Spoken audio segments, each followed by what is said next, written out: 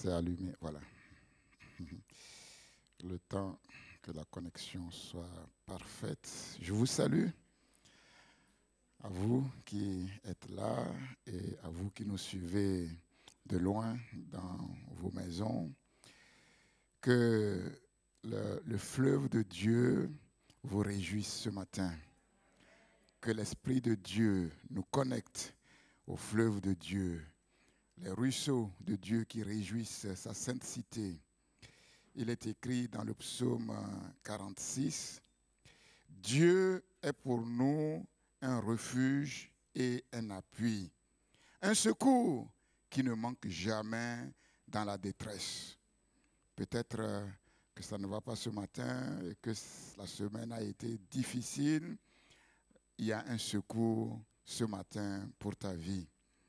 C'est pourquoi nous sommes sans crainte quand la terre est bouleversée et quand les montagnes chancellent au cœur des mers, quand les flots de la mer mugissent, écument, se soulèvent jusqu'à faire trembler les montagnes.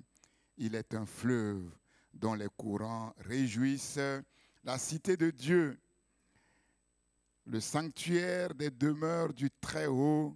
Dieu est au milieu d'elle, elle n'est point ébranlée. Dieu la secourt dès l'aube du matin. Amen. Que les ruisseaux de Dieu réjouissent ton cœur ce matin. Que le Seigneur soit notre secours ce matin, quelles que soient les difficultés, quelle que soit la détresse, quelle que soit la manière dont la semaine s'est passée. Dieu est celui qui est avec nous. Dieu est celui qui nous secourt.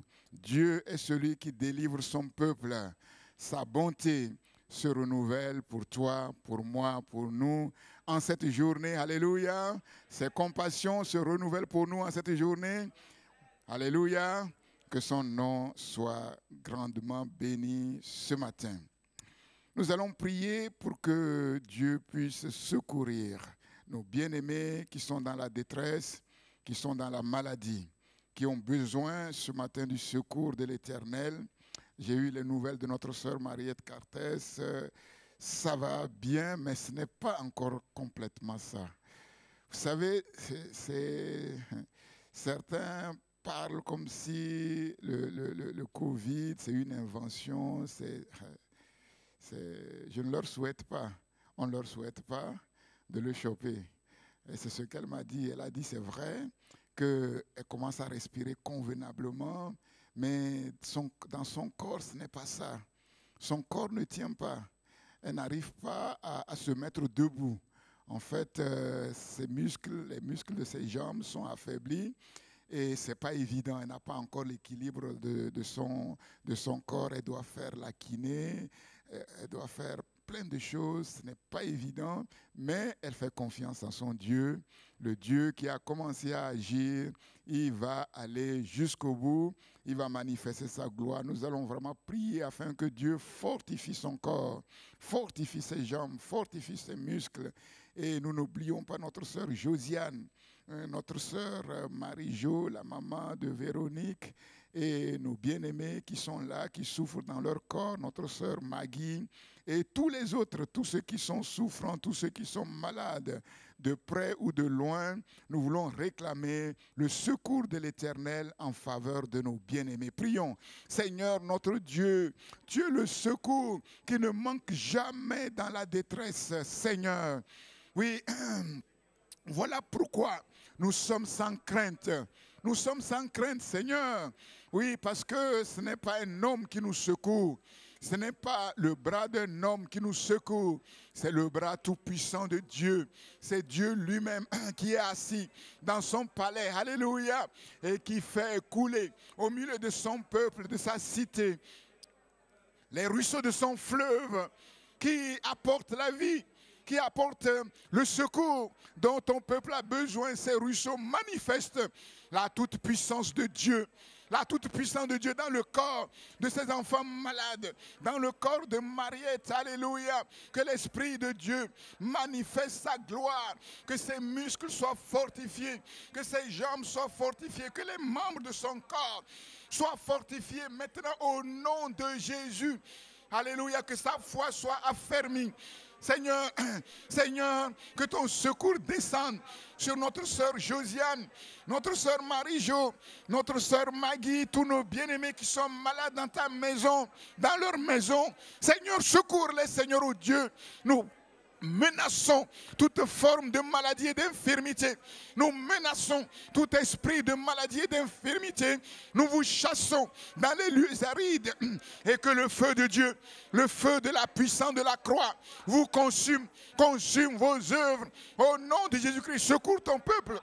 Tous ceux qui sont dans la détresse, tous ceux qui sont dans l'oppression, Père, libère-les. Nous réclamons la restauration qui vient de ton esprit à cause de l'œuvre de la croix. Seigneur, manifeste ta gloire maintenant. Que tes enfants soient guéris, délivrés, restaurés, secourus en ce jour et qu'ils chantent en l'honneur de ton grand nom. Merci notre Dieu. Nous prions pour ce temps de la vaccination.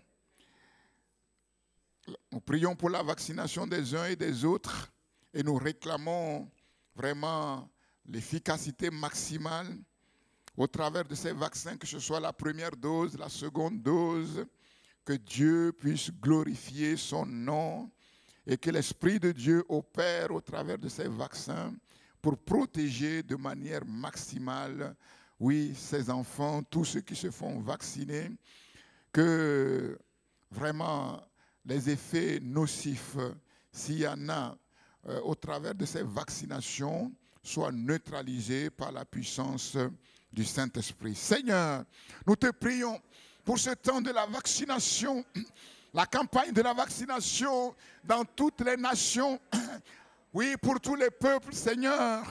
Père, tu es au contrôle de toutes choses. Toi qui nous as gardés jusqu'à présent, c'est toi aussi qui va déployer ta gloire au travers de ces vaccinations, que ce soit pour la première dose, la deuxième dose.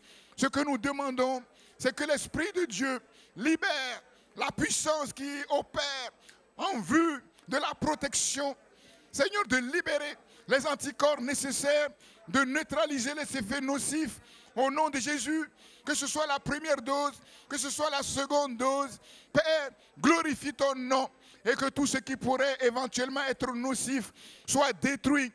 Père, les effets secondaires neutralisés au nom de Jésus. Merci Seigneur. Nous prions aussi pour la vie normale de notre Église, que les choses progressivement deviennent normales.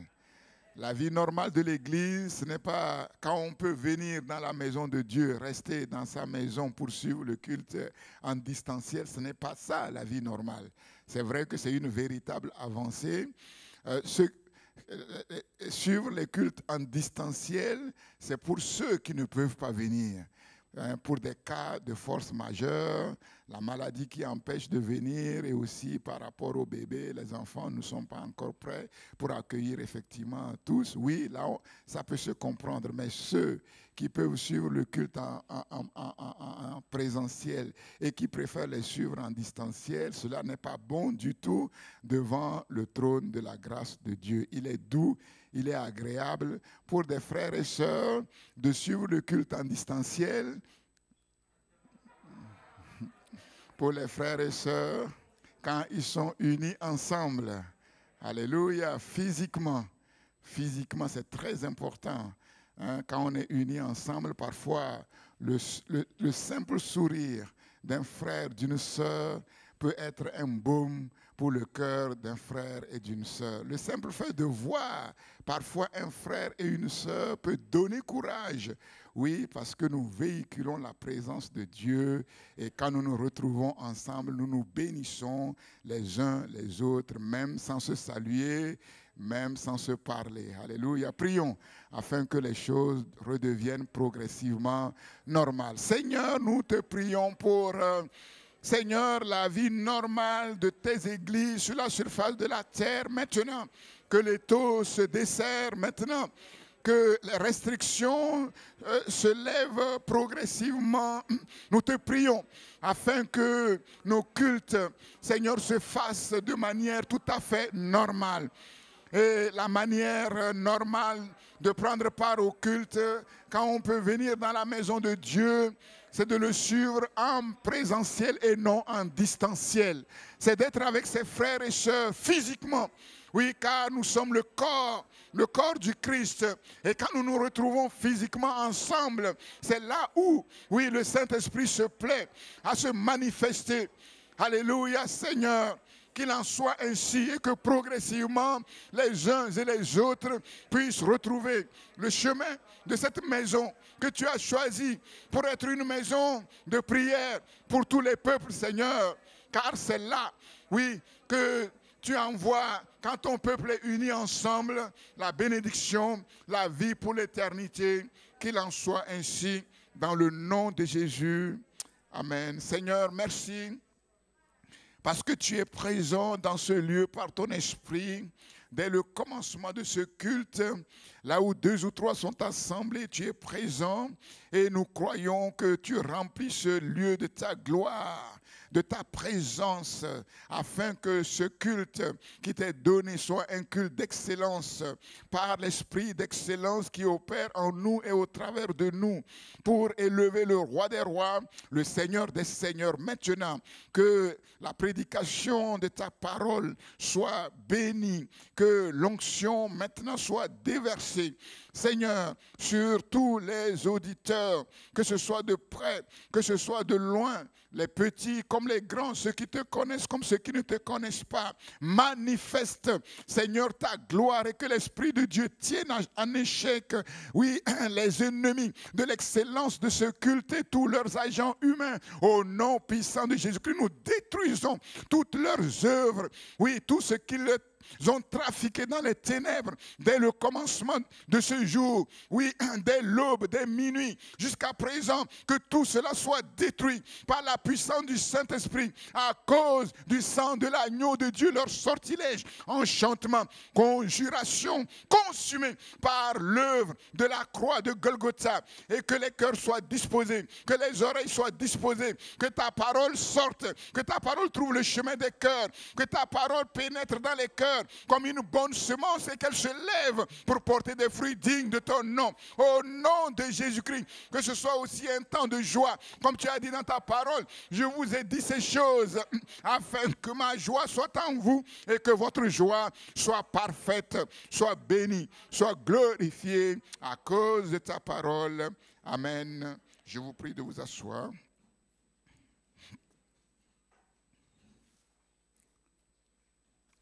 Normalement, à partir du 30 juin, comme vous le savez, donc les choses redeviennent normales dans l'Église. Il n'y aura plus de place entre les frères et sœurs et il n'y aura plus aussi d'inscription en ligne. Ça prend fin maintenant, les choses se desserrent petit à petit. Et nous bénissons le Seigneur pour tout cela. Donc, je continue dans le thème « Vivre dans la victoire du Christ pour faire la différence en cette génération ». Mais je vais arrêter l'enseignement, ce thème, dimanche prochain, parce que comme vous le savez, c'est maintenant le temps des congés. Les uns et les autres vont voyager. Mais pendant vos temps de repos, pendant vos temps de congé, vous avez toujours la possibilité de suivre les cultes en distanciel. Et c'est important, ce thème important, il faut bien l'assimiler et il faut bien le suivre. Donc je vais arrêter le dimanche prochain et je vais reprendre, Dieu voulant, à partir de septembre. Vivre dans la victoire du Christ pour faire la différence en cette génération. Est-ce que vous êtes dans la victoire? Bon, il ne faut pas dire comme ça Amen. Hein? C'est facile de dire Amen. Mais je vous crois quand même, puisque je crois à la puissance de la parole, sinon je ne prêcherai pas. Je crois à l'autorité de la parole, mais c'est important de laisser la parole de Dieu opérer pleinement son œuvre pour accomplir les choses pour lesquelles le Seigneur nous adresse cette parole. Vivre dans la victoire du Christ, c'est la seule manière, le seul moyen d'être prêt pour le jour et l'heure du retour de Jésus-Christ. Ce jour, cette heure imprévisible que personne ne peut prévoir.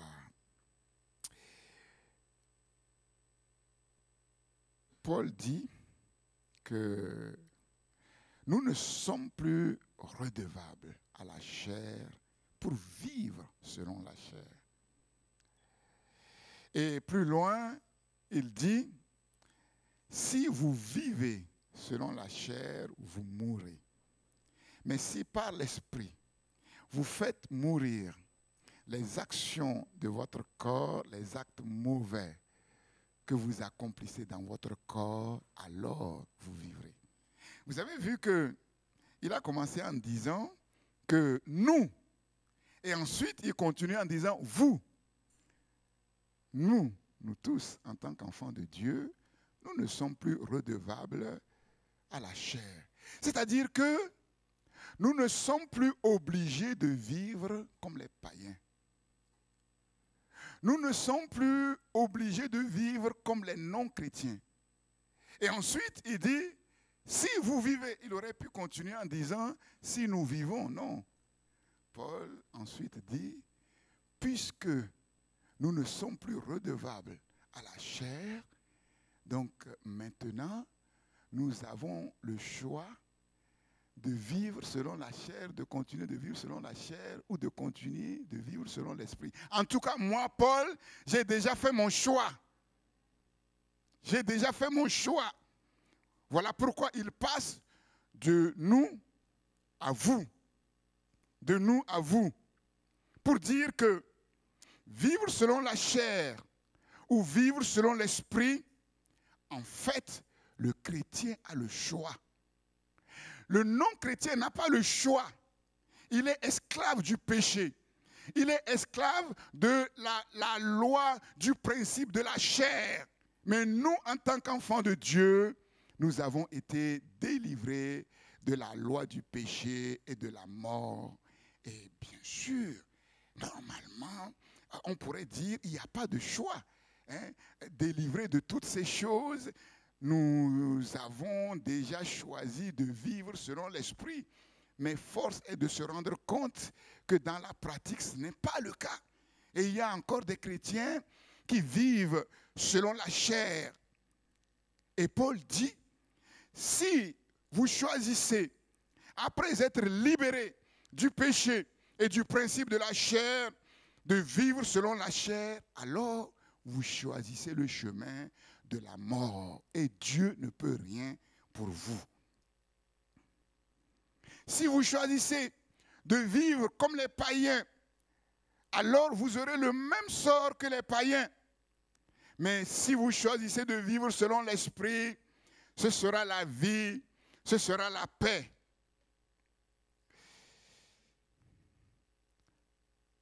En tant qu'enfants de Dieu, nous ne faisons pas commerce avec le diable.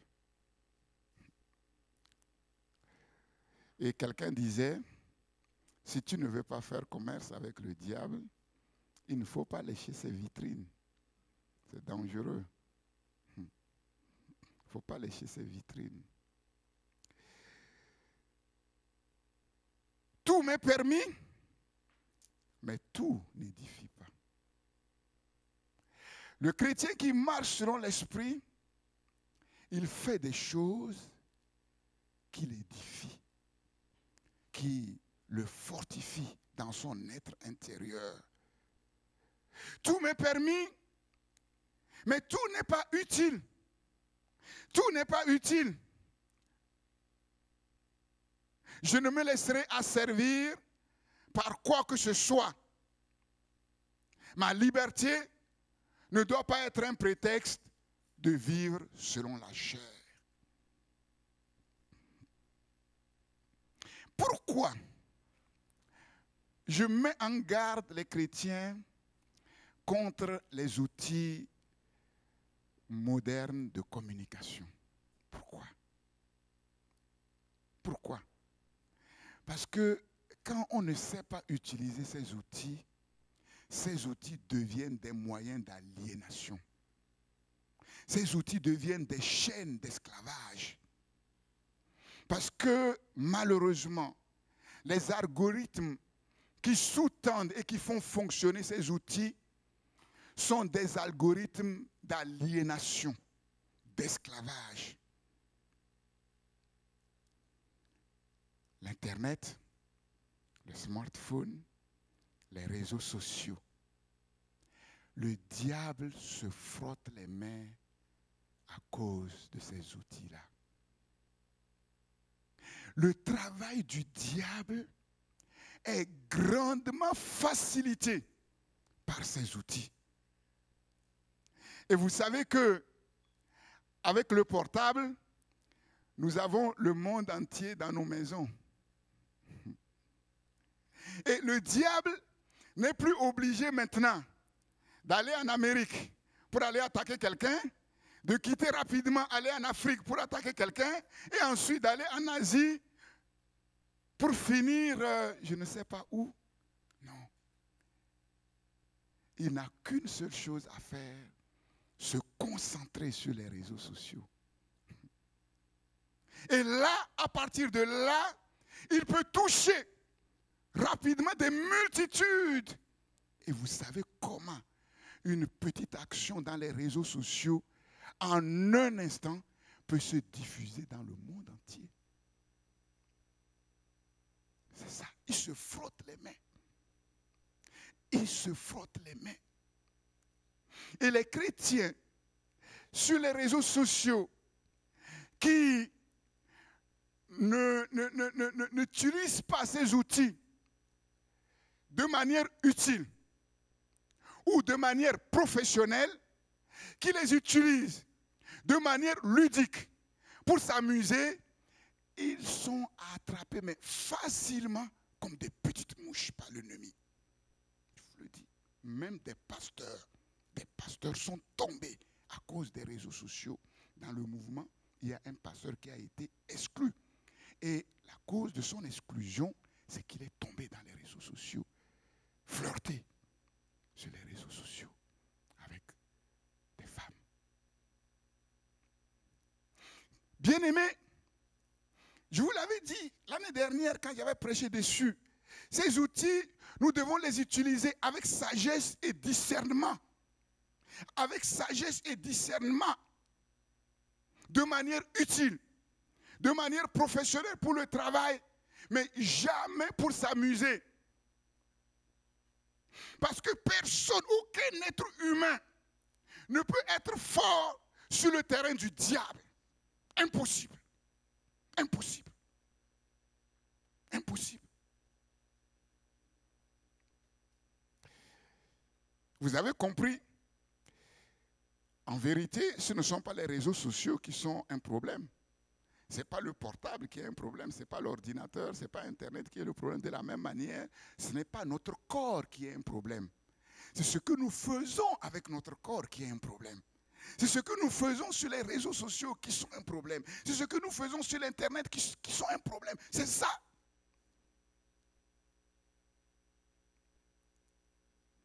Le monde, comme je vous l'ai dit, commence à être mûr pour les temps de la fin.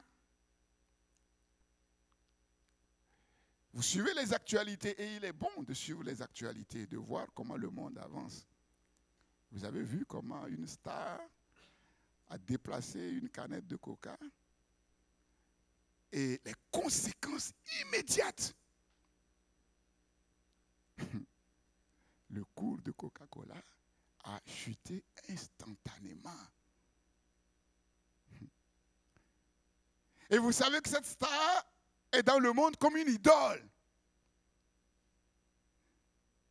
Vous voyez comment une action d'une personne en un instant mais peut affecter de manière terrible. Que comprendre au travers de ça? Que comprendre au travers de ça? Au travers de ces outils technologiques et au travers de l'idolâtrie, Le monde est prêt pour accueillir le super-homme. Et quand il va venir, ce n'est pas une canette de coca qui va déplacer. Il va faire une action sur les réseaux sociaux. Les gens vont dire, ah là, voilà, le super-homme que tout le monde attend. Il va faire des déclarations extraordinaires. Mais ce qui est terrible, c'est que cette célébrité, il y a quelque temps, a posé pour Coca-Cola. Donc, vous voyez que quand ça les arrange, ils vendent du poison pour gagner des sous. À l'époque, il n'a dit à personne qu'il ne buvait pas ces saletés-là. Et vous voyez comment, au travers de ces choses, les hommes sont manipulés. Manipulés. Voilà pourquoi j'attire votre attention là-dessus.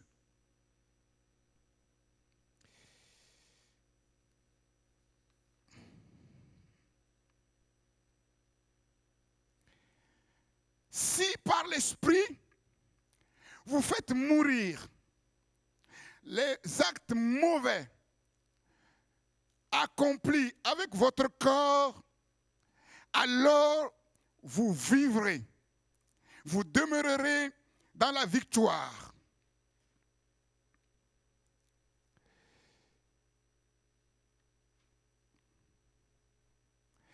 Entrer dans la victoire du Christ, c'est être délivré du péché. Demeurer dans la victoire du Christ,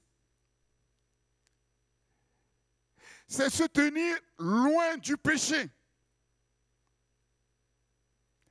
Entrer dans la victoire du Christ, c'est entrer dans ce que la Bible appelle la sanctification.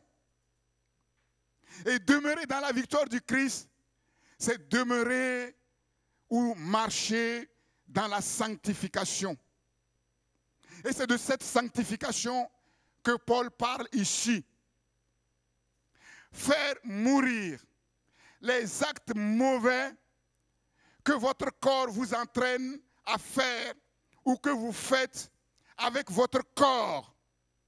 C'est-à-dire tenir votre corps éloigné du péché. Tenir votre corps éloigné du mal. Et ce que Paul nous enseigne clairement au sujet de la sanctification, comme je vous l'ai dit, c'est que dans la sanctification, il y a la part de l'homme que Dieu ne fera jamais à sa place. Et il y a la part de Dieu que l'homme est incapable de faire sans Dieu. Pas de sanctification sans notre participation. Mais pas de sanctification non plus sans le Saint-Esprit. Paul dit que c'est par l'Esprit que nous sommes rendus capables de faire mourir les actes mauvais de notre corps. Dieu nous appelle à l'action, mais une action seulement par la puissance du Saint-Esprit. Il n'y a rien à faire pour entrer dans la sanctification, pour entrer dans la victoire du Christ. Pourquoi? Parce que le Christ, par le Saint-Esprit, a tout accompli pour notre victoire. Mais quand nous rentrons dans la victoire que Christ a accomplie, Dieu nous demande de tout faire. De tout faire pour demeurer dans cette victoire, toujours par le même esprit. C'est par l'Esprit de Dieu que Jésus a accompli l'œuvre de la croix. C'est par l'Esprit de Dieu que nous rentrons dans ce que Dieu a accompli pour nous. Et c'est par le même Esprit que nous demeurons dans la victoire que le Seigneur a accomplie pour nous.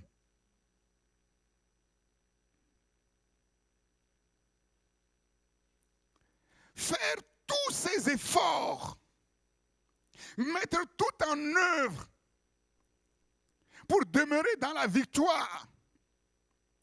Vous savez, il y a beaucoup d'erreurs qui ont été faites, des enseignements qui ont été donnés dès la base, mais qui sont faux. Moi, j'ai entendu au début de ma conversion des pasteurs prêcher en disant que Christ a payé le prix, nous n'avons rien à payer, nous n'avons aucun prix à payer. C'est faux. C'est faux. Et ils se basent sur cela, ils se basent à cela, sur quoi ils disent, oui, il est écrit que nous avons été sauvés par grâce, par le moyen de la foi, non pas par les œuvres, par grâce, par le moyen de la foi. Mais oui, d'accord, je suis d'accord. Pour entrer dans la victoire, il n'y a rien à faire. Mais une fois qu'on est dans la victoire, dans le même passage, Éphésiens 2, vers la fin, le même passage, le même contexte, Paul dit que, en fait, nous sommes son ouvrage, ayant été créés ou recréés en Jésus-Christ, pour faire quoi? Pour accomplir de bonnes œuvres, les œuvres bonnes que Dieu a préparées.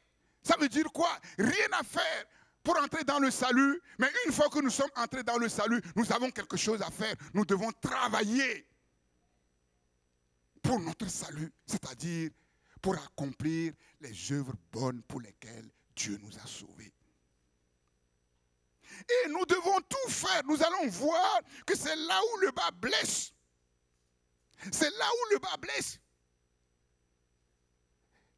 Et c'est cette incompréhension et cette ignorance de base qui suivent les chrétiens.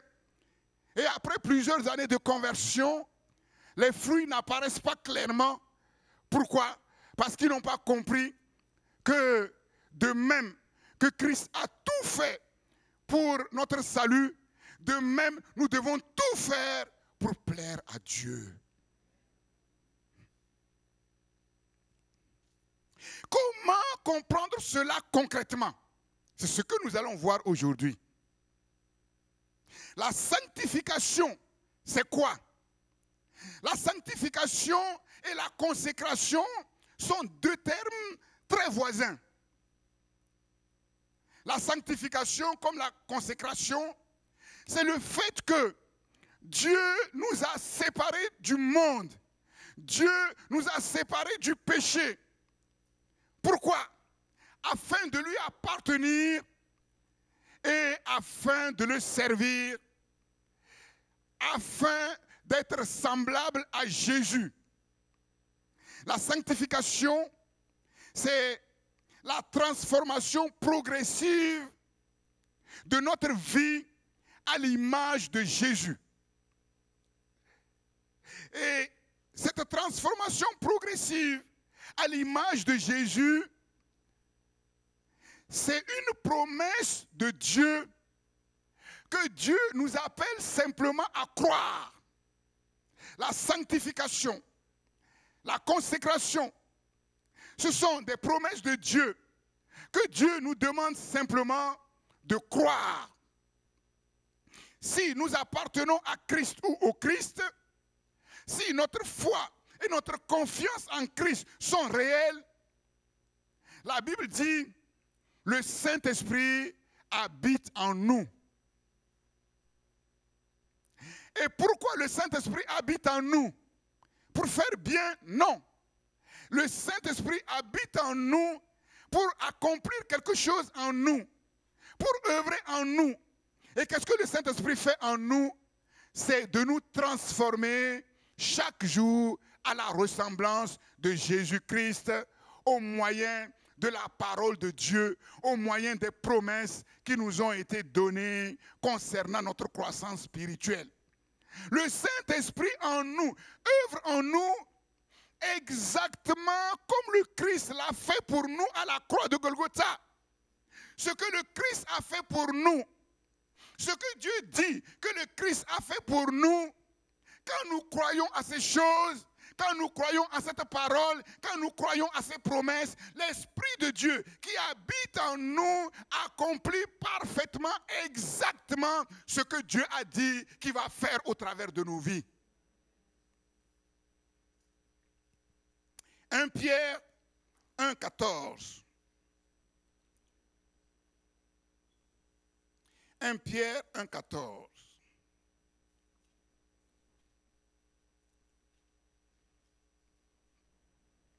Je lis. Comme des enfants obéissants.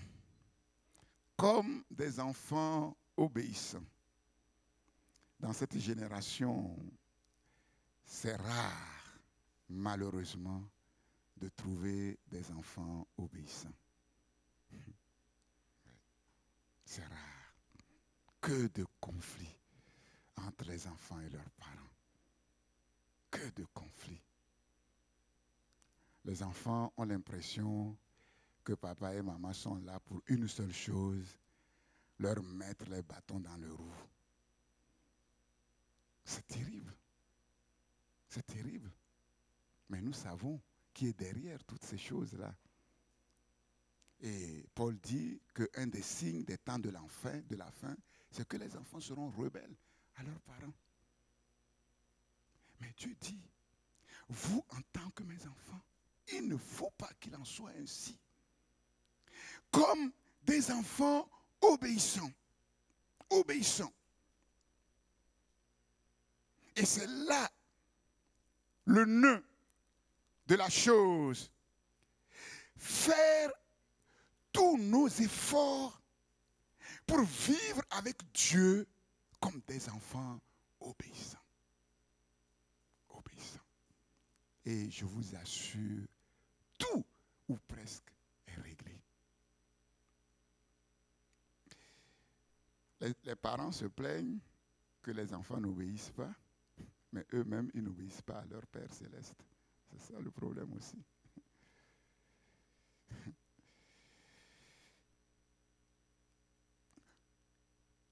Et quand on est obéissant, obéissant à quoi? À la parole. Quand on est obéissant, ça nous conduit à quoi? Ne vous conformez pas aux convoitises que vous aviez autrefois,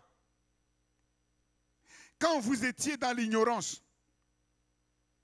Mais puisque celui qui vous a appelé est saint, vous aussi, soyez saints dans toute votre conduite. Selon qu'il est écrit, vous serez saints, car je suis saint. Mais ça, les chrétiens n'acceptent pas ça. Dieu dit, celui qui vous a appelé, c'est qui? Qui nous a appelés? C'est qui? C'est Dieu le Père, c'est Jésus-Christ. Dieu dit, attention, le Saint-Esprit, l'Esprit Saint. Celui qui vous a appelé est saint, séparé du péché. Et quand il vous a appelé, il vous a aussi libéré du péché, séparé du monde pour vous rapprocher de lui. Pourquoi faire? Pour que vous aussi vous soyez saints comme lui il est saint. Donc si nous ne sommes pas saints, ça veut dire que nous ne sommes pas enfants de Dieu. Dieu n'est pas notre Père.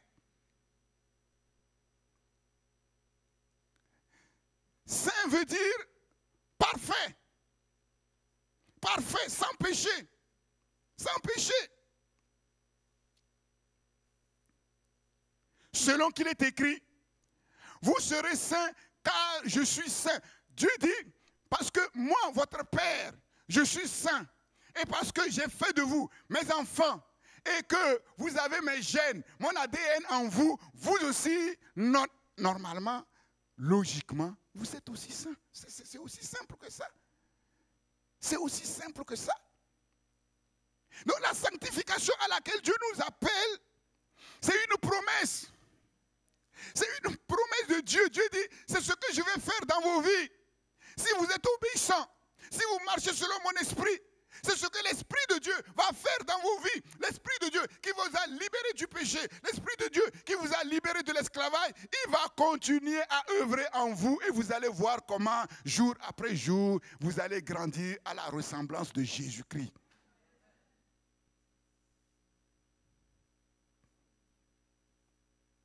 Et qu'est-ce que nous sommes appelés à faire? Nous sommes appelés à tout faire pour croire cette promesse, pour dire que c'est Dieu qui a raison, même si quand je me regarde, je vois que les choses ne sont pas encore ça, je dis non, je ne marche pas par la vue, mais je marche par la foi. Dieu a dit que moi, en tant qu'être humain, Dieu me connaît parfaitement. Il connaît mes lacunes, il connaît mes problèmes, il connaît mes difficultés. Il sait que je n'ai pas fait beaucoup d'études, mais il a dit que si je suis obéissant, si j'écoute sa parole, si je m'efforce de marcher selon sa parole et de mettre en pratique sa parole, lui, il se chargera de faire en moi ce que je suis incapable de faire.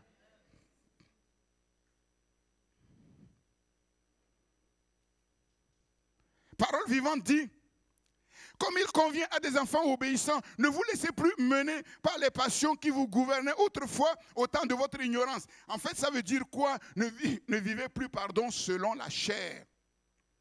Au contraire, montrez par votre comportement, votre conduite, que vous êtes séparés du mal. Montrez que vous êtes séparés du mal pour appartenir à Dieu, comme celui qui vous a appelé est lui-même séparé du mal. C'est ce que ça veut dire. Et dans 1 Thessaloniciens 5, 1 Thessaloniciens 5, verset 23, je lis. Donc Dieu dit, vous serez saints comme moi je suis saint. Comment nous allons être saints? C'est ce que Dieu complète ici. Que le Dieu de paix vous sanctifie lui-même. C'est Dieu qui nous sanctifie. C'est Dieu qui nous transforme par son esprit qui nous a donné tout entier, et que votre être, l'esprit, l'âme et le corps soient conservés irréprochables. Irréprochables. Si on se laisse sanctifier, quand Jésus reviendra, nous serons irréprochables. Lors de l'avènement de notre Seigneur Jésus-Christ, celui qui vous a appelé, celui qui vous a séparé du mal, celui qui vous a séparé du péché et qui vous a appelé à lui, celui qui vous a appelé est fidèle. Et c'est lui qui le fera. C'est Dieu, par son esprit, sur la base de la promesse qu'il nous a faite, nous transforme, œuvre en profondeur dans nos cœurs pour nous faire grandir chaque jour à la ressemblance de son Fils unique, à condition que nous soyons des enfants obéissants. L'œuvre du Saint-Esprit en nous est une œuvre puissante, mystérieuse, invisible, secrète, imperceptible, mais une œuvre bien réelle. Le vent souffle, on ne voit pas le vent, mais on voit les effets du vent. On voit les arbres s'agiter. On ne peut pas toucher le vent. On ne peut pas le saisir. C'est comme cela que le Saint-Esprit agit en nous. De la même manière que la sève coule dans un arbre. Quand on regarde l'arbre, on ne voit pas qu'il y a la sève qui coule. Mais la sève coule bien dans l'arbre si l'arbre est en bonne santé. Mais comment on voit que la sève coule dans l'arbre? C'est qu'au printemps, l'arbre porte des feuilles et il porte des fruits. On ne voit pas l'action de la sève dans l'arbre, mais on voit les conséquences. On voit les fruits. C'est comme cela que le Saint-Esprit agit dans nos vies. Vivre, marcher, agir, être conduit par l'Esprit, ça veut dire quoi? C'est simplement de croire que le Saint-Esprit habite en nous, que le Saint-Esprit travaille en nous, que le Saint-Esprit agit à travers de nous au moyen de sa parole que nous comprenons et que nous mettons en œuvre, que nous pratiquons. Certains chrétiens croient que être conduit par l'Esprit de Dieu, c'est d'avoir de grandes visions, c'est d'avoir des songes, c'est de prophétiser, c'est de faire des miracles. Non, ce n'est pas cela. Ça, c'est secondaire. Celui qui croit que le Saint-Esprit est en lui,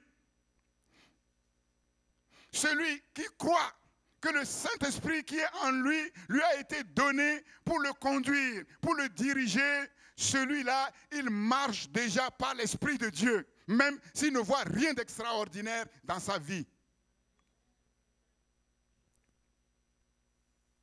Le chrétien, s'il est vraiment,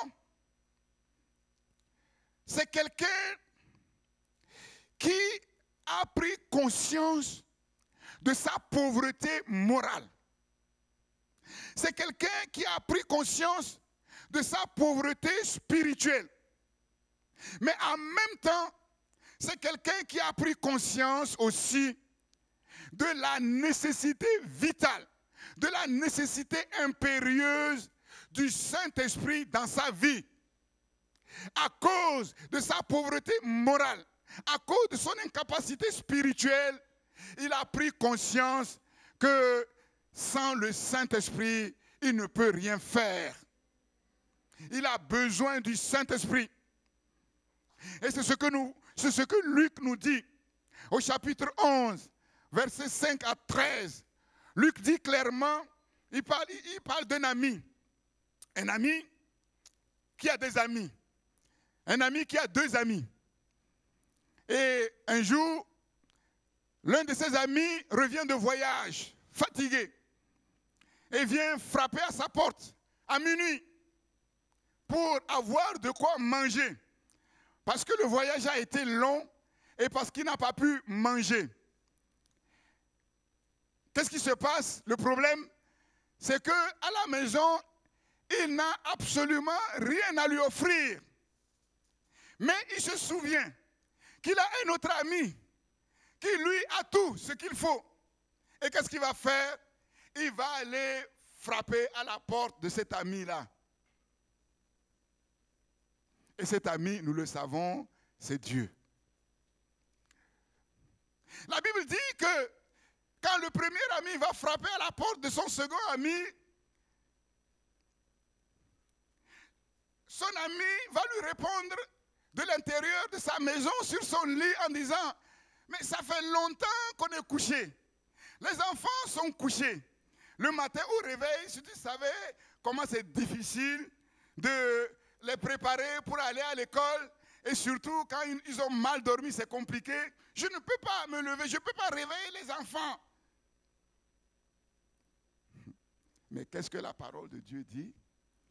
La parole de Dieu dit que même s'il ne se levait pas, et en tant qu'ami, il peut ne pas se lever et son ami va le comprendre. Si c'est un étranger, l'étranger qui ne le connaît pas, il va dire qu'il est méchant. Mais comme c'est son ami le connaît et il sait qu'il n'est pas méchant et il sait qu'il a une bonne cause. Il dit même si il a le droit, parce que c'est son ami, de dire laisse-moi tranquille, on va régler l'affaire demain et son ami aura confiance, il ne va pas lui en vouloir. Il se lèverait quand même. Pourquoi? À cause de quelque chose. À cause de son importunité. À cause de son importunité. Et il va lui donner tout ce dont il a besoin. Il va lui donner tout ce dont il a besoin. Et la parole de Dieu continue en disant, frappez, cherchez, demandez. Demandez. Demandez. Demandez, demandez, demandez.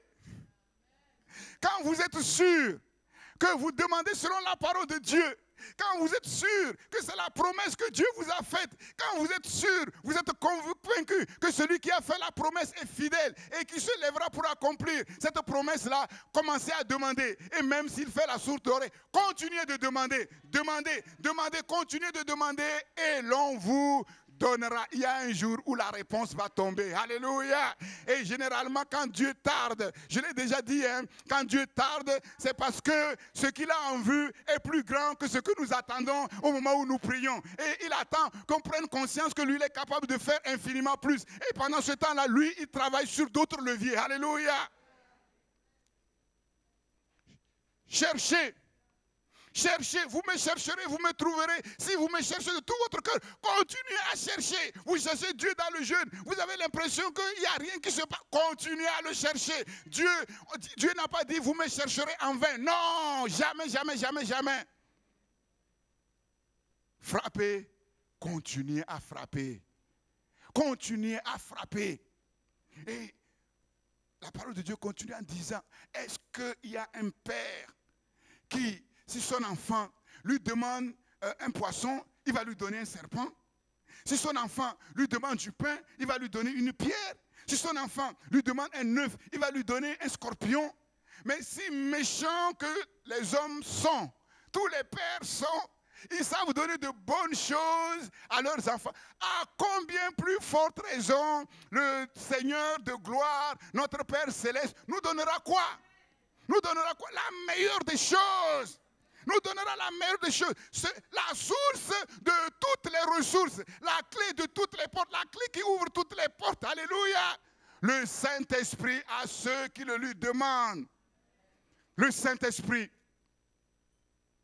Vous avez vu? Cette histoire nous enseigne, cette parabole nous enseigne que sans le Saint-Esprit, nous n'avons rien à donner au monde. Rien à offrir. Pas de témoignage. Sans le Saint-Esprit, pas de témoignage. Souvent, les chrétiens veulent faire la différence. Les chrétiens veulent influencer. Laissez-moi vous dire, le plus grand influenceur du monde, partout dans le monde, c'est le Saint-Esprit. Alléluia. C'est le plus grand influenceur. Et quand ce plus grand influenceur est en nous, c'est logique que nous puissions influencer les choses. Et moi je vous dis, si vous avez des amis et que vous n'arrivez pas à les influencer, c'est parce que le Saint-Esprit n'est pas en vous. Alléluia. Et ce n'est pas normal. Je refuse qu'un être humain m'influence. La seule personne ou les seules personnes que j'autorise à m'influencer, ce sont les personnes dont je vois qu'ils sont remplis du Saint-Esprit. Ce sont des personnes dont je vois qu'ils marchent avec leur Dieu. Ce sont des personnes dont je sais qu'il y a un témoignage de Dieu et qui sont en avance sur moi. Sinon, jamais, vous venez chez moi, vous ne m'influencerez jamais. C'est moi qui vais vous influencer. Impossible. Parce que le plus grand influenceur, il est en moi. Je suis le temple du plus grand influenceur. Je n'ai pas besoin d'aller sur les réseaux sociaux pour écouter les influenceurs. Non, non, non. J'ai déjà en moi un influenceur. Alléluia.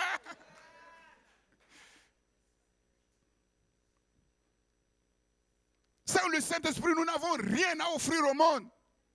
Si tu arrives à amener quelqu'un à l'église sans le Saint-Esprit, cette personne-là va adhérer à une religion. À une religion, elle va adhérer à ton parti. C'est ce qui amène les clans dans les églises. Parce qu'elle t'aime bien.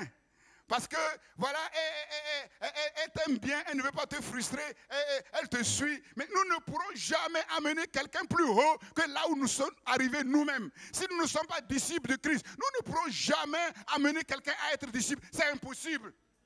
Un chrétien qui marche selon la chair, quand il amène quelqu'un à l'église, cette personne va marcher aussi selon la chair, sauf si Dieu lui fait grâce et que très vite ses yeux s'ouvrent et qu'elle comprend que, finalement, celui qui l'a amené là, c'est gentil, hein, mais ce n'est pas lui qu'elle doit suivre. Oui, on a vu des cas comme ça aussi. Sans le Saint-Esprit, nous n'avons rien à offrir. Mais avec le Saint-Esprit, nous avons tout à offrir. Romains 14, 17. Le royaume de Dieu, ce n'est pas le manger et le boire, mais la justice, la paix, la joie par le Saint-Esprit. Celui qui sert le Christ de cette manière est agréable à Dieu et approuvé des hommes. qu'est-ce que Dieu veut nous dire dans ce verset-là, dans ces versets? Dieu veut nous dire que le vrai bonheur est un don de Dieu. Le vrai bonheur est un don de Dieu. Il y a peut-être le bonheur de l'ignorance sur la terre, c'est vrai, mais l'ignorance ne dure pas éternellement.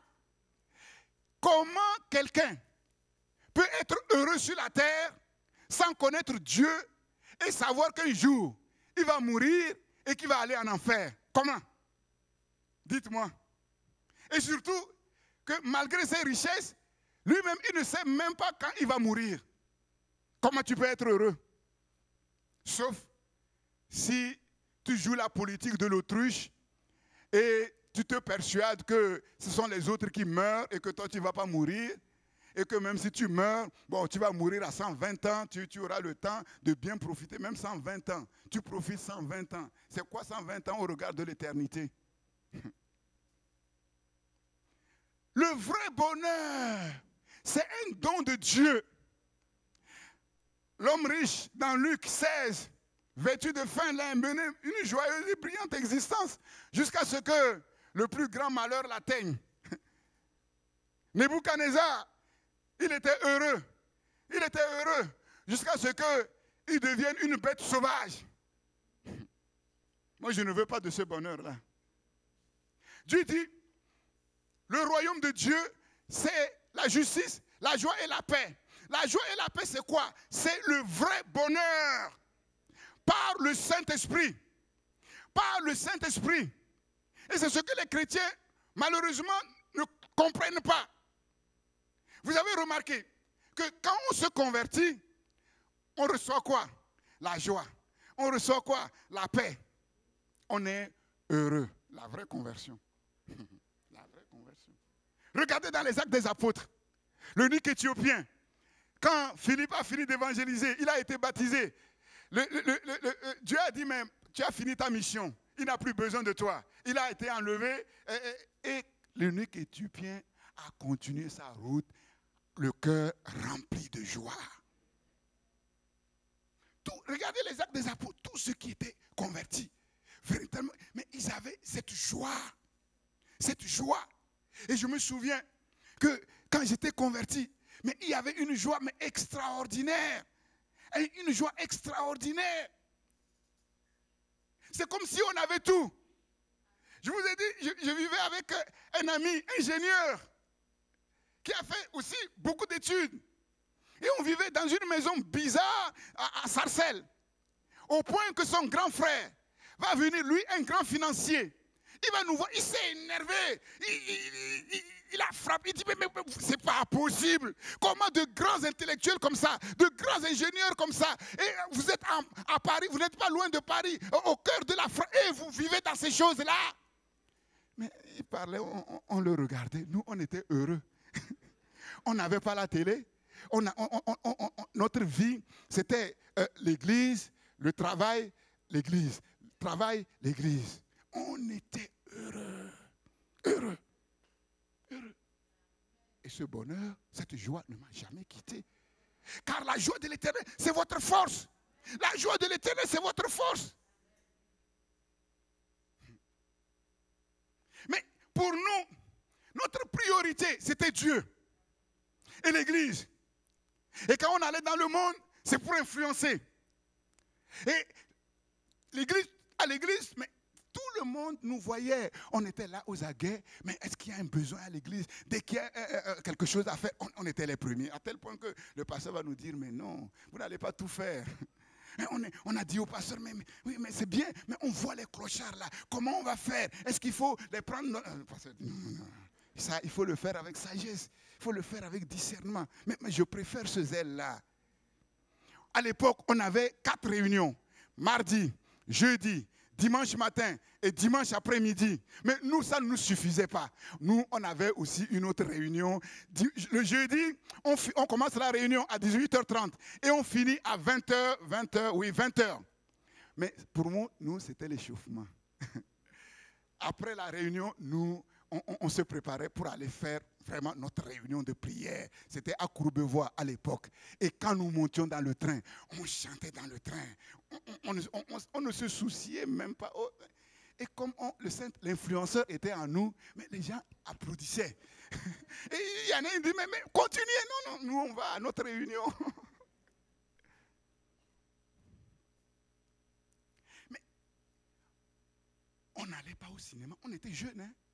On n'allait pas au cinéma, on ne faisait pas ceci, on ne faisait pas cela. On n'avait pas de télé, rien à la maison. Mais on était heureux. Tel point que, finalement, le frère de notre ami, le grand influenceur qui était en nous, en plus on était deux, vous croyez qu'il va le laisser partir comme ça? Dieu l'a touché et il s'est converti.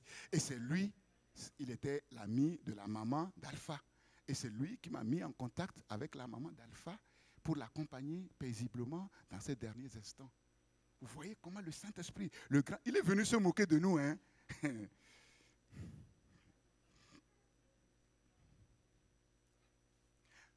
Se marier, ce n'était pas notre problème. Mais finalement, on s'est mariés facilement. On s'est tous mariés, les mariés. Moi, je suis marié.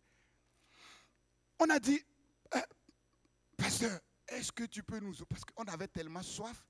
On a dit, pasteur, est-ce que tu peux nous autoriser à faire vraiment une réunion de maison? On se retrouvait au début à 2, 3 pour prier. Le pasteur, comme il avait confiance en nous, il dit, ok, on a commencé une réunion de prière. On était à rue Aubert, Saint-Denis. On a commencé, au début, on était 5. Rapidement, on est monté à 10. Rapidement, on est monté à 30. Rapidement, on est monté à 50. 50. En moins d'une année. On n'avait aucune formation. Aucune formation. Aucune formation. Comment accueillir les gens? Comment diriger les réunions de prière? Pendant 1 an. Et après 1 an, les 3 principaux là, qui dirigeaient la réunion, aujourd'hui, sont pasteurs. Ils sont pasteurs.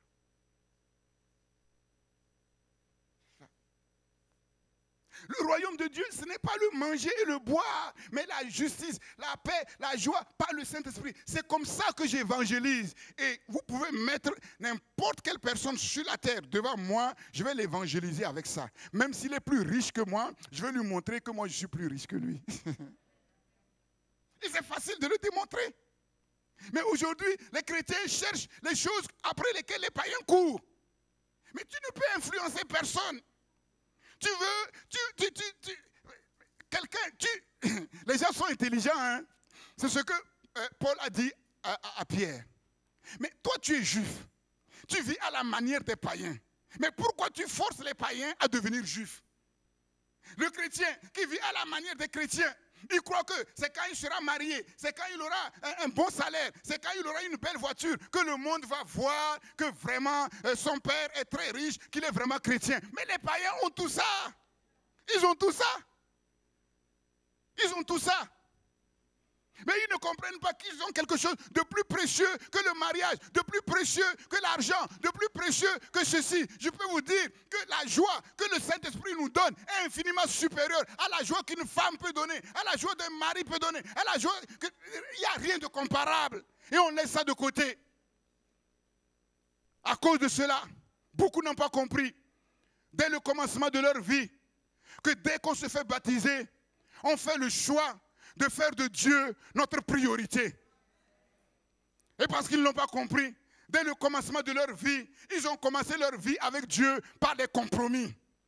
Et des années après, il n'y a rien. Parce que si nous ne faisons pas de Dieu notre priorité, nous ne pourrions jamais vivre la vie abondante dont le Christ nous parle. Je suis venu, non pas pour que mes brebis soient dans la disette, soit dans le... Mais je suis venu pour qu'elles soient dans l'abondance, une vie abondante. Et cette vie abondante, c'est quoi? C'est cette joie, cette paix qui ne dépend ni des temps, ni des circonstances. Et c'est ça qui fait la différence. C'est ça qui fait la différence. Les jeunes, quand ils se convertissent, ils disent, ah, je suis en train de faire mes études, il faut que je me concentre sur mes études.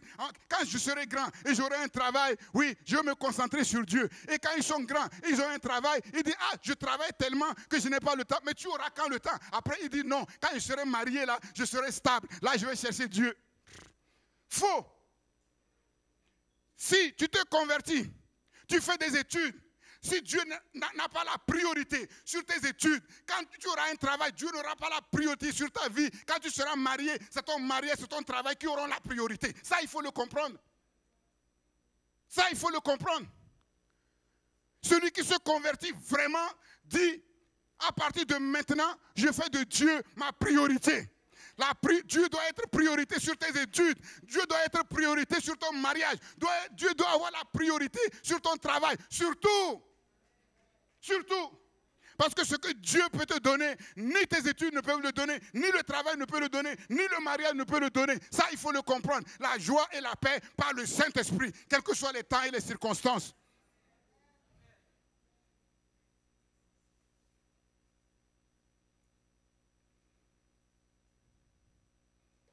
Le vrai bonheur, c'est un don de Dieu par le Saint-Esprit qui habite en nous.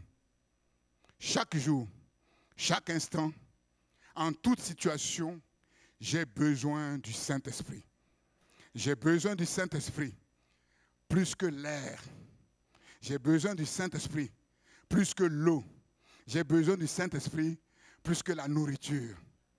Quelqu'un peut avoir l'air, quelqu'un peut avoir l'eau. Quelqu'un peut avoir la nourriture, mais mourir. Mais celui qui a le Saint-Esprit, s'il n'a pas l'eau, s'il n'a pas l'air, s'il n'a pas la nourriture, si le Saint-Esprit veut qu'il vive, il vivra. Il vivra. Il vivra. Heureux. Heureux. C'est ça. Moi, je préfère ça. Je préfère ça. Parce que les circonstances de la vie ne vous laisseront jamais tranquille. Jamais. Jamais. Il y aura toujours quelque chose. Quel que soit ce que vous avez, il y aura toujours quelque chose. C'est le sens implicite de Zacharie 4, 6, Jean 15, 5. Ni par force, ni par puissance, mais par mon esprit, dit le Seigneur l'Éternel. Jésus dit, sans moi, vous ne pouvez rien faire. Le sens caché derrière ces versets, c'est quoi? C'est que Dieu est en train de nous dire qu'en vérité, il veut nous faciliter la vie. Il veut nous faciliter les choses. Dieu dit, tu n'as pas besoin de te tracasser vraiment pour tes études. Tu n'as pas besoin de te tracasser vraiment pour le travail. Tu n'as pas besoin de te tracasser vraiment pour le mariage. Tu n'as pas besoin de te tracasser vraiment pour les enfants. Tu as simplement besoin d'une chose. Il faut te tracasser pour moi. Si tu te tracasses pour moi, si tu te tracasses pour obéir à ma voix, moi, je te conduirai de telle manière que tu vas réussir tes études, tu vas réussir ton travail, tu vas te marier, non pas n'importe comment, mais tu vas réussir ton mariage. Mais c'est ça. Tu dis, mais moi, je suis tellement fort. Je suis tellement fort. Avec mon... Comment ça s'appelle? C'est quoi là, le doigt là? C'est pas l'auriculaire, hein? L'auriculaire. Avec mon auriculaire, je porte le monde, la terre là. Rien que et l'auriculaire, il n'y a pas la pesanteur, hein? Mais quand il le porte, il rit. C'est comme s'il n'a rien porté. Mais toi, pourquoi tu veux porter tes choses? Les chrétiens croient que être spirituel là, oui, c'est porter les fardeaux. Ils cherchent même, ils n'arrivent même pas à porter leur propre fardeau. Ils veulent même porter les fardeaux des autres. Tu n'arrives même pas à porter tes propres fardeaux. Saint-Esprit dit, mais ces enfants-là, moi je ne les comprends pas. On leur dit, mais on a le dos large. Vous pouvez mettre tout sur nous. Vous pouvez vous décharger de tout sur nous. Préoccupez-vous d'une seule chose. Parce que quelqu'un, l'étudiant, qui se préoccupe d'obéir au Saint-Esprit, le Saint-Esprit va lui donner une stratégie, une organisation telle qu'il va réussir ses études. Un jour, un jeune homme qui était bien converti m'a dit, pasteur, c'est vrai, nous les jeunes, parfois on dit qu'à cause des études, on n'a pas le temps vraiment de s'occuper des choses de Dieu. Je me suis rendu compte que c'est faux. Pourquoi? Parce que je me suis rendu compte que quand je finis de travailler, je préfère prendre mon téléphone pour appeler mes copains, discuter avec eux. Je préfère aller sur le smartphone pour faire. En fait, ce n'est pas qu'on n'a pas le temps pour servir Dieu, c'est parce qu'on refuse de prendre le temps. Et ce temps-là, on le met dans des choses futiles. Futiles. Futiles. Et je vous ai dit, hein, il n'y a pas une conversion pour les jeunes, une conversion pour les adultes et une conversion pour les vieux. Non, c'est le même Saint-Esprit qui est donné à la conversion. Et quand ce Saint-Esprit nous est donné à la conversion, il nous est donné pour faire la même chose. La même chose. C'est ça. Dieu veut nous faciliter la vie. Dieu veut nous faciliter la vie. Le Saint-Esprit n'est pas une simple puissance. Le Saint-Esprit n'est pas un fluide. Le Saint-Esprit n'est pas un courant électrique. Ce n'est pas une simple puissance que je recherche pour l'utiliser comme bon me semble. Comme on entend malheureusement dans les chants ou dans certains cantiques un peu vulgaires, là on envoie le Saint-Esprit n'importe comment. Saint-Esprit va ici, Saint-Esprit fait ceci, Saint-Esprit fait cela. Comme si le Saint-Esprit était le serviteur. Le Saint-Esprit est Dieu. C'est la troisième personne de la Trinité. Le Saint-Esprit est souverain. Comme le Père est souverain, comme le Fils est souverain. Le Saint-Esprit contrôle parfaitement tout l'univers.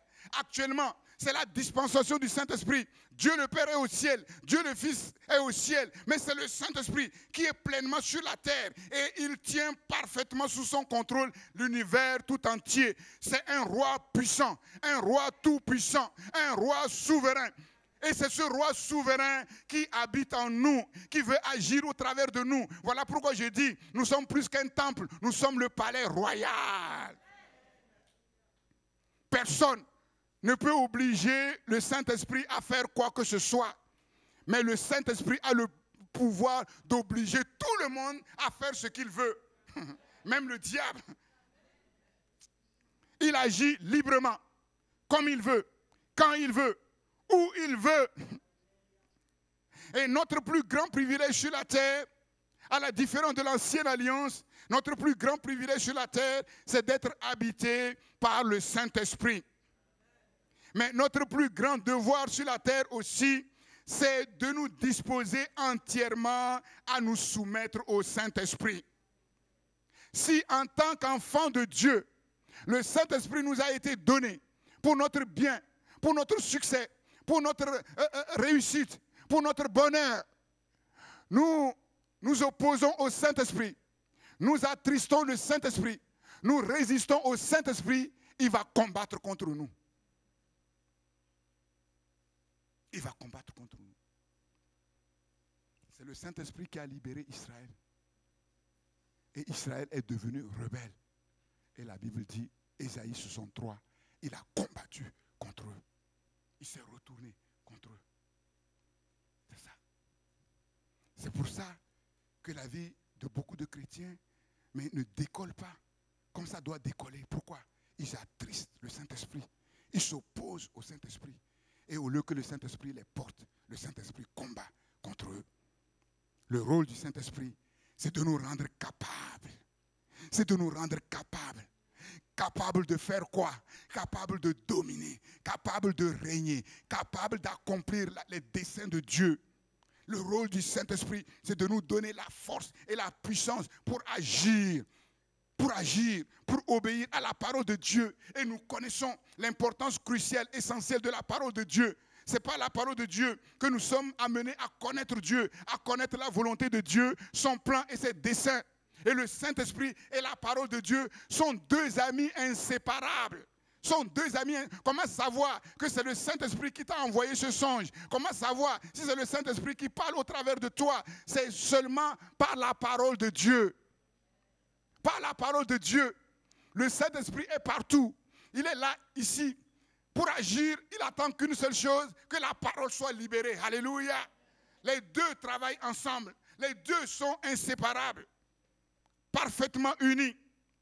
Impossible de vivre, de marcher selon l'Esprit sans connaître la parole de Dieu, sans se nourrir sainement de la parole de Dieu, sans être rempli de la parole de Dieu.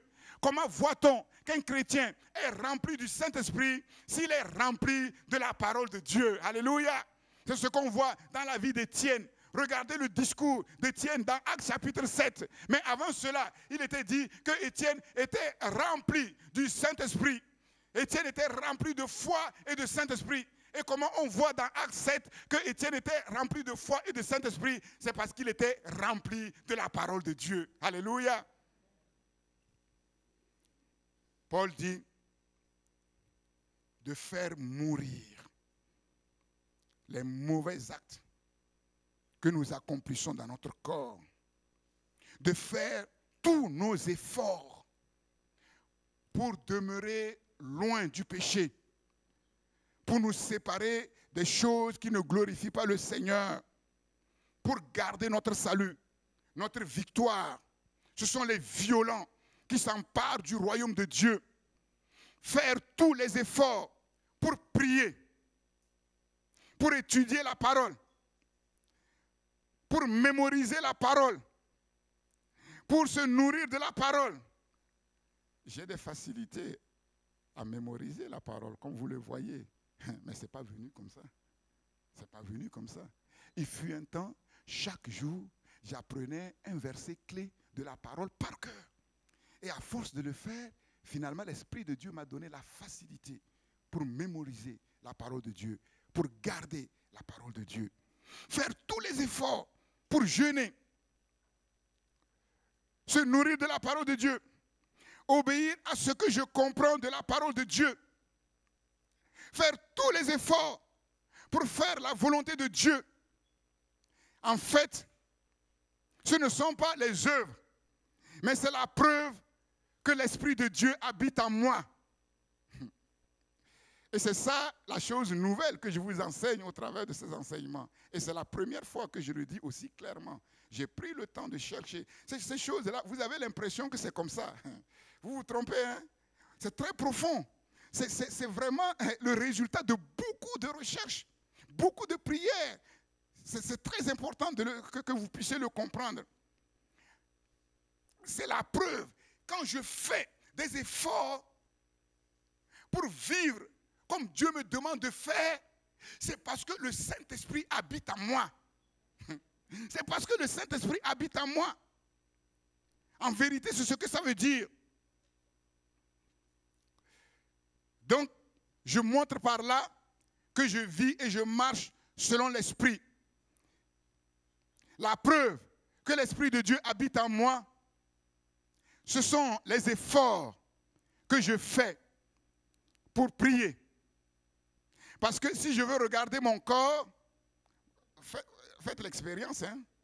Si vous voulez regarder à votre corps, à ce que vous ressentez, je ne sais pas combien de minutes vous allez prier par jour. Le corps ne te dira jamais, maintenant c'est l'heure, va prier. Non, non, jamais, jamais.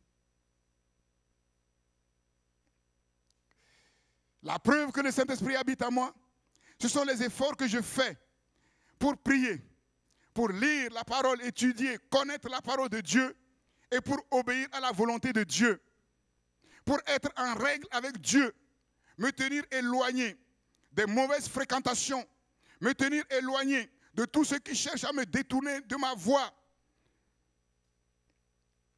pour me séparer du péché et pour marcher devant l'Éternel avec un cœur tout entier. Vous comprenez que, en fait, il est impossible d'opposer, bibliquement parlant, le Saint-Esprit et les efforts faits par celui en qui habite l'Esprit de Dieu. L'œuvre de l'Esprit se voit dans nos actions, dans nos efforts, dans notre obéissance. Notre obéissance, nos efforts sont le résultat de l'œuvre du Saint-Esprit en nous. Paul dit, je combats, mais avec sa force qui agit puissamment en moi. Je combats, mais avec sa force qui agit puissamment en moi. C'est le Saint-Esprit qui est en moi, qui me conduit à combattre le bon combat de la foi. Et non seulement il me conduit à combattre le bon combat de la foi, mais il me donne la force dont j'ai besoin pour triompher. Dans Philippiens 2, versets 12 à 13, faites fructifier votre salut. C'est-à-dire, dans d'autres versions, travaillez à votre salut. Mais on se dit, mais comment on va travailler à notre salut? Mais le salut nous a été donné gratuitement, non? Mais on est sauvé. Non, c'est ça. Travaillez à votre salut. Et la parole de Dieu ajoute, avec crainte et tremblement. Avec crainte et tremblement. Pourquoi? C'est Dieu lui-même qui agit en vous, par son esprit, pour produire à la fois le vouloir et le faire conformément à son projet bienveillant. Travaillez à votre salut avec crainte et tremblement, parce que c'est Dieu qui crée en vous le vouloir et le faire. En fait, certains ont mal compris. Ils disaient, mais si Dieu veut que je fasse quelque chose, mais il va produire à moi le vouloir. Donc si je n'ai pas envie de donner ma dîme, bon, c'est parce que Dieu n'a pas mis en moi le vouloir, donc ça ne sert à rien de donner. Non, non. Et ils ont tourné l'avantage. Vous savez, la vie kata sarka, hein, on tourne la parole de Dieu à notre avantage. En fait, quand Dieu dit de donner la dîme et les offrandes, dans cette parole, il y a le vouloir et le faire. Il y a le vouloir et le faire. C'est pour ça, la Bible dit avec crainte et tremblement. Si quelqu'un dit, ah, moi j'aimerais bien prier 3 heures, mais Dieu n'a pas mis en moi ce vouloir-là. Non, j'attends que Dieu... Non, tu vas attendre toute ta vie. Mais Dieu dit, faites attention. Parce que pour tout ce que Dieu nous demande, il a déjà mis en nous le vouloir. Il a déjà mis en nous la capacité. Et voilà pourquoi la Bible dit de le faire avec tremblement. Avec tremblement. Parce que si nous ne le faisons pas correctement, devant Dieu, nous serons le seul coupable. Nous n'aurons rien à dire devant Dieu.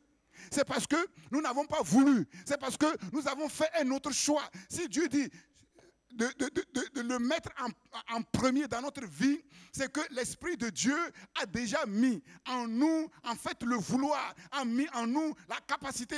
Il nous rend capables de faire de Dieu notre priorité. Donc si nous ne faisons pas de Dieu notre priorité, alors Dieu ne sera jamais d'accord avec nous. Jamais. Et qu'est-ce qu'on comprend? Malheureusement, que beaucoup de chrétiens sont des fainéants spirituellement, des paresseux spirituellement, des négligents spirituellement. D'où tout le désordre qu'on voit. Cette superficialité où des années de conversion, il n'y a pas de fruit. Clair, net, c'est ça. Faire fructifier, œuvrer, travailler à notre salut.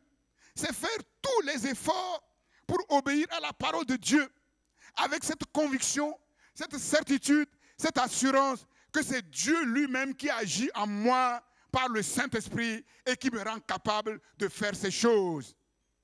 C'est ce que nous devons comprendre.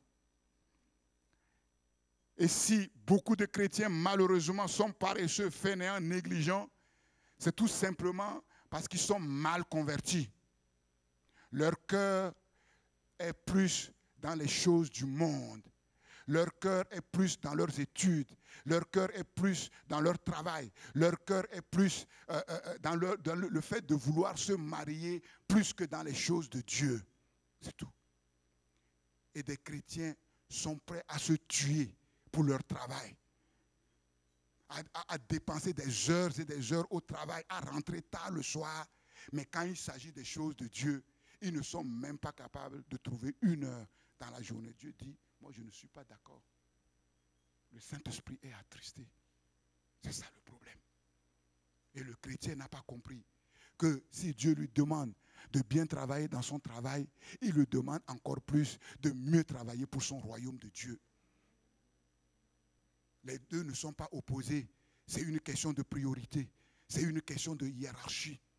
Et je ne permettrai jamais que le travail puisse prendre la place de Dieu dans ma vie. Je ne permettrai jamais que le mariage puisse prendre la place de Dieu dans ma vie. Voilà pourquoi des chrétiens sont mariés, mais ils n'ont pas la joie, ils ne sont pas heureux. Il y a toujours un vide dans leur cœur. Un vide dans leur cœur. Pourquoi? Parce que Dieu n'a pas la première place. Dieu n'a pas la première. Vous savez, je vais vous dire une vérité. La notion de partir en vacances, c'est une notion païenne. Païenne. Notion païenne. Ce qui est biblique,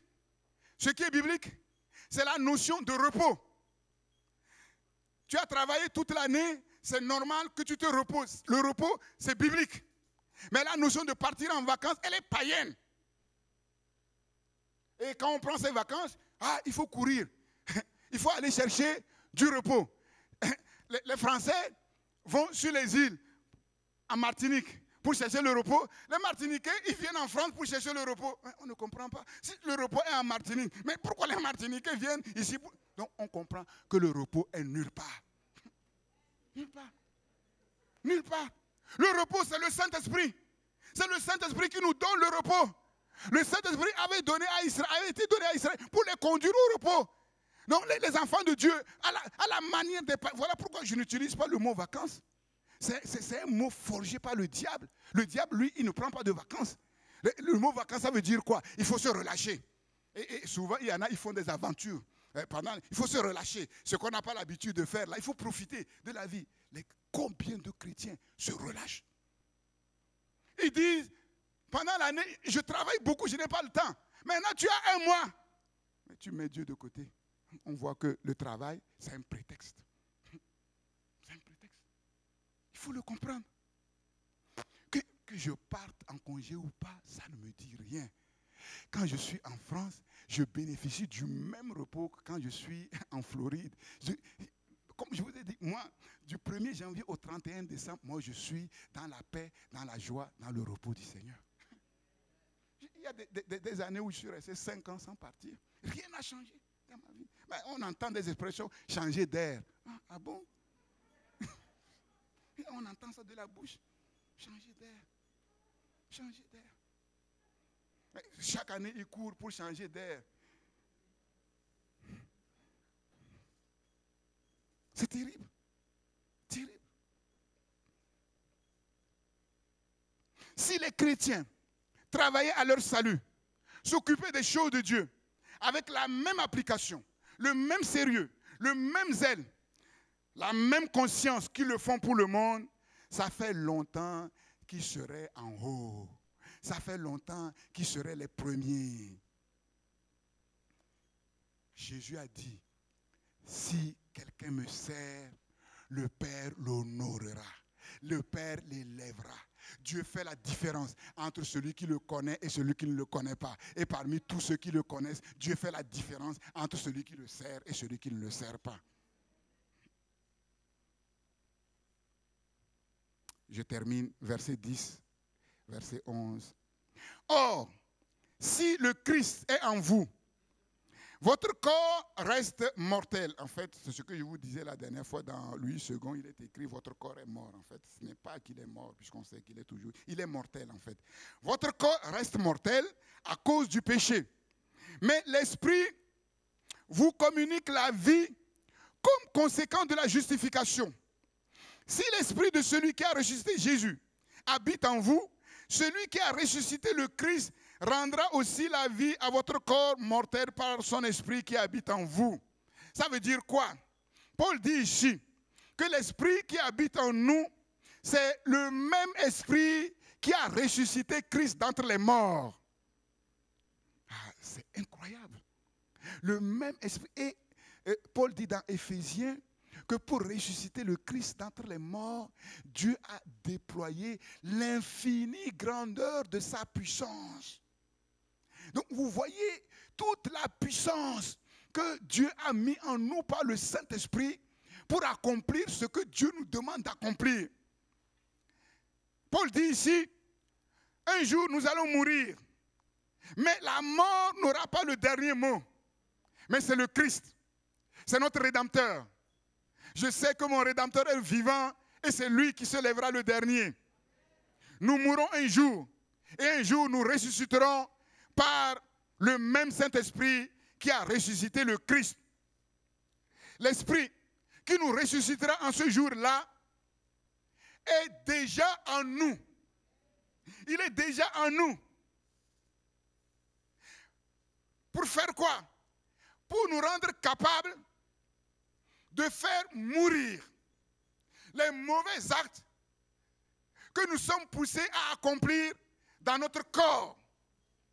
Et en faisant mourir ces mauvais actes, en nous tenant séparés du mal et du péché, le Saint-Esprit, avec toute la puissance de Dieu, l'infinie grandeur de la puissance de Dieu, œuvre en profondeur en nous, pour que chaque jour, nous puissions grandir à la ressemblance de Jésus le Christ, et rendu capable de faire les œuvres que le Christ a faites. Le Saint-Esprit qui a ressuscité Christ d'entre les morts nous donne la capacité de régner, nous donne la capacité de dominer, nous donne la capacité de nous élever. Si Dieu t'appelle à faire ceci ou à faire cela, même si cela te dépasse infiniment, le Saint-Esprit te dit, il n'y a pas de problème, je suis là. Tu as besoin de sagesse, je suis là. Tu vois que ta foi commence à vaciller, je suis là. Tu as besoin d'aimer encore plus, je suis là. Tu as besoin de capacité, je suis là. Tu as besoin de capacité d'invention. Tu veux inventer quelque chose d'extraordinaire. Je suis encore là. Alléluia. Voilà pourquoi le Saint-Esprit est comment on dit? Il est bardé de titres. Regardez dans la parole, hein, le Saint-Esprit est bardé de titres. Il est l'esprit de foi, il est l'esprit de sagesse, il est l'esprit d'intelligence, il est l'esprit de discernement, il est l'esprit de force, il est l'esprit de puissance, il est l'esprit de tout. Tout ce que tu veux, tout ce dont tu as besoin se trouve dans le Saint-Esprit. Le même Saint-Esprit qui a ressuscité Jésus d'entre les morts, c'est lui qui habite en toi. Alléluia. Et pourquoi il habite en toi? Pour que tu sois la tête et non la queue. Pour que tu sois en haut et non en bas. Alléluia. Pour que tu sois parmi les véritables influenceurs sur cette terre. Laisse les influenceurs avec leurs réseaux sociaux. Mais toi, marche avec ton Saint-Esprit et tu vas voir que ce soit par ou sans les réseaux sociaux, tu ne passeras pas inaperçu. Alléluia. Sois loué, Seigneur. Sois loué, Seigneur. Quel privilège. Quelle grâce. Quelle grâce. Mais il faut comprendre ces choses. Il faut entrer dans la révélation. Seigneur, parfois on a l'impression que c'est nous. On a l'impression qu'il faut se... Non, ce n'est pas comme ça. Seigneur, oh Dieu, tu dis, toi tu es notre Père. Et notre Père, il a les épaules larges, plus larges que le monde tout entier. Seigneur, manifeste ta gloire, Seigneur, au travers de ta parole. Et la gloire que je demande, Seigneur, sur nos vies, c'est l'abondance de ta grâce. Alléluia. Qui vient couvrir parfaitement nos défaillances et nos incapacités, notre pauvreté morale, nos incapacités spirituelles. Oui, la grâce surabondante de Dieu, la faveur surabondante de Dieu par l'Esprit de Dieu. Oui, la capacité surabondante de Dieu par l'Esprit de Dieu avec le don de ta justice, Seigneur. Alléluia, pour amener dans nos vies la plénitude du Saint-Esprit, l'onction du Saint-Esprit, le revêtement de la puissance d'en haut qui va nous configurer parfaitement à Christ, à sa personne, à son œuvre, à sa mort, à sa résurrection, à la puissance de sa résurrection, à la puissance de sa vie, à son ascension et à sa glorification. Alléluia, afin que nous puissions marcher de manière digne de son nom, dominer, régner, alléluia, au milieu de nos ennemis, être les plus grands, les véritables influenceurs sur cette terre. Parce que, oh Dieu, tout ce que nous voyons à gauche, à droite, n'est que du bluff, Seigneur, oh Dieu. Père éternel, manifeste, Seigneur, ta gloire. Manifeste, Seigneur, ta gloire. Notre faiblesse intrinsèque n'est pas un problème. Et ta force intrinsèque couvre largement toutes ces choses. Et le Saint-Esprit, c'est lui qui est la source de toutes nos ressources. Le Saint-Esprit, c'est lui qui est la source de toutes nos ressources. Alléluia. Et il est à nous avec toutes ces ressources, Seigneur, pour élever, Seigneur, pour bénir, pour faire avancer. Sois loué, Seigneur. Sois loué, Seigneur. Sois loué que l'Esprit de Dieu amène cette compréhension qui ne peut agir que s'il est prioritaire dans nos vies, prioritaire sur les études, prioritaire, oui, sur le travail, prioritaire sur la famille, sur les mariages, prioritaire sur tout. Et au travers de cela, il nous rend capables de vivre toutes ces choses, la vie scolaire, la vie professionnelle, la vie familiale dignement et dans la joie, dans la paix, dans le bonheur. Seigneur, glorifie, Seigneur, ton nom. Oui, fais de nous de véritables influenceurs spirituels en cette génération. Père, glorifie ton nom. Tu l'as fait et tu le feras encore. À ton nom, soit la louange, la gloire et l'honneur. À cause de Jésus-Christ, toute son œuvre à la croix de Golgotha, son amour. Merci Seigneur. Amen. Amen. Amen, amen, amen, amen. Bonne semaine. Notre culte en ligne est maintenant terminé. Merci à tous de nous avoir suivis. Vous pouvez nous suivre sur christpourlesnations.com. Nous vous souhaitons une excellente semaine. À dimanche prochain.